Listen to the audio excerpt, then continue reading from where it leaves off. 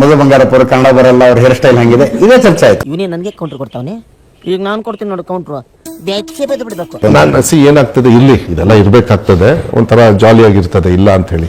But that shouldn't be your ಇದು. ಇಲ್ಲಿ ಕುತ್ಕೊಂಡವರು ಆ ಥರ ಯೋಚನೆ ಮಾಡಿ ನನಗೆ ಪ್ರಶ್ನೆ ಕೇಳಬಾರ್ದು. ನಾನು ಒಂದು ಜವಾಬ್ದಾರಿತ ಇದರೊಳಗಿದ್ದೀನಿ. ನನ್ನ ಹೇರ್ ಸ್ಟೈಲ್ ಆಯ್ತು, ಹೇರ್ ಸ್ಟೈಲ್ ಬಗ್ಗೆ ಬಿಜೆಪಿ ಅಧ್ಯಕ್ಷರು ಕೇಳಿದ್ರು. ಅವರಿಗೆ ಬೇರೆ ಕೆಲಸ ಕೇಳಬೇಕಾಗಿತ್ತು, ಇಲ್ಲ ಅಂತ ಹೇಳಲ್ಲ. ಪಾಪ ಅವರು ಫೋನ್ ಮಾಡಿ ಹೇಳಿದ್ರು ಒಂದ್ ದಿವಸ, ಸುಮ್ಮನೆ ಪರ್ಸನಲ್ ಆಗಿ ತಗೊಳಕ್ ಹೋಗ್ಬೇಡಿ, ಮಾತ್ರ ಸಿಗ್ತಾ ಇರ್ತೀವಲ್ಲ ಎಲ್ಲ ಒಟ್ಟಿಗೆ, ಇಟ್ಸ್ ಓಕೆ ಬಿಡಿ ಅಂತ ಹೇಳಿ. ತಪ್ಪಾಗೋಯ್ತು ಸರ್, ಏನು ತಿಳಿದಲೇ ಅಂದ್ಬಿಟ್ಟೆ, ದಯವಿಟ್ಟು ಕ್ಷಮಿಸ್ಬಿಡಿ ಸರ್. ಬಟ್ ಅದು ಒಂದ್ಸತಿ ಎರಡ್ ಸತಿ ನೀವು ಮಾಧ್ಯಮದವ್ರು ಏನ್ ಮಾಡ್ತೀರಿ, 10 ಸತಿ ಕೇಳ್ಬಿಡ್ತೀರಿ. ನಾನು ಸಿಟ್ಟು ಬಂದು ಹೋಗಮಾರೆ ಅದು ತಗೊಂಡು ಏನ್ ಮಾಡ್ತೀಯ ಅಂತ. ಆದ್ರೆ ನಾನು ಇದನ್ನ ಬೇರೆ ರೀತಿ ಉತ್ತರ ಕೊಡ್ತೀನಿ ನಿಮ್ಗೆ.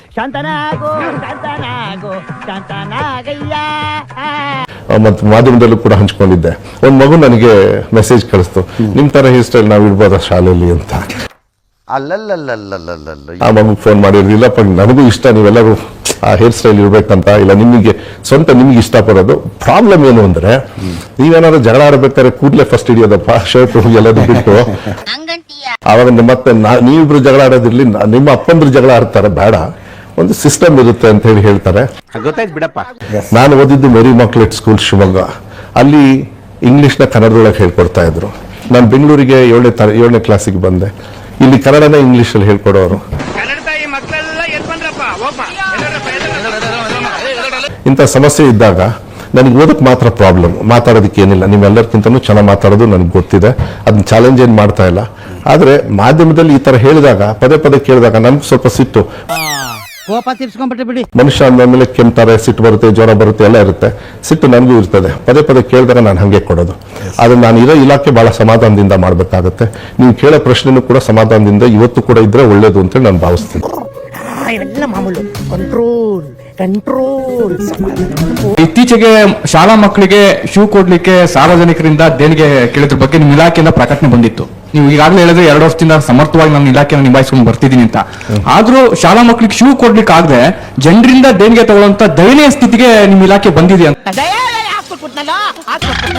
ಅಲ್ಲ, ನೀವು ಎಲ್ಲಿ ಓದಿದ್ರಿ? ಯಾವ ಸೋಷಿಯಲ್ ಮೀಡಿಯಾದಲ್ಲಿ? ಮೇನ್ ಸ್ಟ್ರೀಮ್ ಮೀಡಿಯಾದಲ್ಲಿ. ಒಂದು ನಿಮಿಷ, ಯಾವ ಇಲಾಖೆಯಿಂದ ಓದಿದ್ರಿ? ನಿಮ್ಗೆಲ್ಲ ನೋಡಿದಿರ ನೀವು ಆರ್ಡರ್ನ? ನೀವು ಬನ್ನಿ, ನನ್ನ ಜೊತೆ ಇವಾಗ ತೋರಿಸ್ತೀನಿ. 1 month back, see you should understand one thing. Admission ಇನ್ನೂ ಕ್ಲೋಸ್ ಆಗಿಲ್ಲ, ಕರೆಕ್ಟಾ?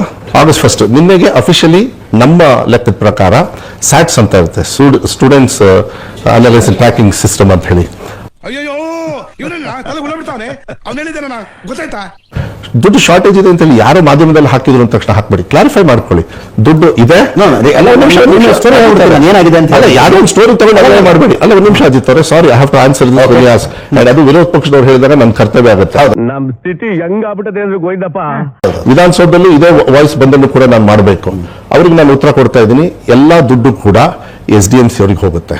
ಒಂದು ಮಗುಗೆ ಇಷ್ಟು ಅಂತೇಳಿ ಫಿಕ್ಸ್ ಆಗಿರುತ್ತೆ, ಅದು ಡೆಪಾಸಿಟ್ ಆಯ್ತು ಇವಾಗ.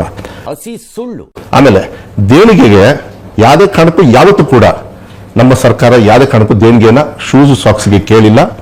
ಬಜೆಟ್ ಅನೌನ್ಸ್ಮೆಂಟ್ ಆಗಿದೆ, ದುಡ್ಡಿದೆ.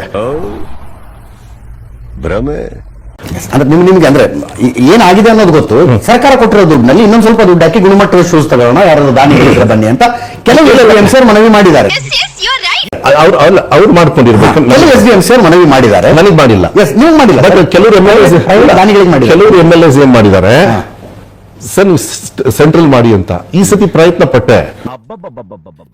ಬಟ್ ಅದು ನನಗೇನಾಗ್ತಾ ಇದೆ, ಈ ಅಡ್ಮಿಷನ್ ಇವತ್ತವರೆಗೂ ನಿನ್ನೆವರೆಗೂ ಇರೋದ್ರಿಂದ, ನಾಳೆನೂ ಇರೋದ್ರಿಂದ, ನಾಳೆ ನಾನು ಯಾರಿಗೆ ನಾನು ಸ್ಟೇಟ್ ಟೆಂಡರ್ ಮಾಡ್ತೀನಿ ಅದನ್ನ ನೋಡ್ಕೊಂಡು ನಾವು ಮಾಡ್ಬೇಕಾಗತ್ತೆ. ಸಿದ್ದರಾಮಯ್ಯ ಅವರು ಫಸ್ಟ್ ಟೈಮ್ ಅವರು ಮುಖ್ಯಮಂತ್ರಿಗಳಿದ್ದಾಗ ಮಕ್ಕಳಿಗೆ ಸಮಾನತೆಯನ್ನು ತರೋದಕ್ಕೆ ಮಾಡಿರೋದ್ರಿಂದ ಅದು ಬಹಳ ಜವಾಬ್ದಾರಿತವಾಗಿ ನಾನು ನೋಡ್ಬೇಕಾಗತ್ತೆ. ನಾನು ಆ ಜವಾಬ್ದಾರಿತ್ವವನ್ನು ನಾನು ಎಕ್ಸಿಕ್ಯೂಟ್ ಮಾಡಿದ್ದೀನಿ. ಸೊ ಯಾವುದೇ ಕಾರಣಕ್ಕಿಲ್ಲ. ಬಟ್ SDMC ಅವರು ದಾನ ಕೇಳಿದ್ರೆ ಅವ್ರ ವ್ಯಾಪ್ತಿಗೆ, ನನ್ನ ವ್ಯಾಪ್ತಿಗೆ ಬರೋದು.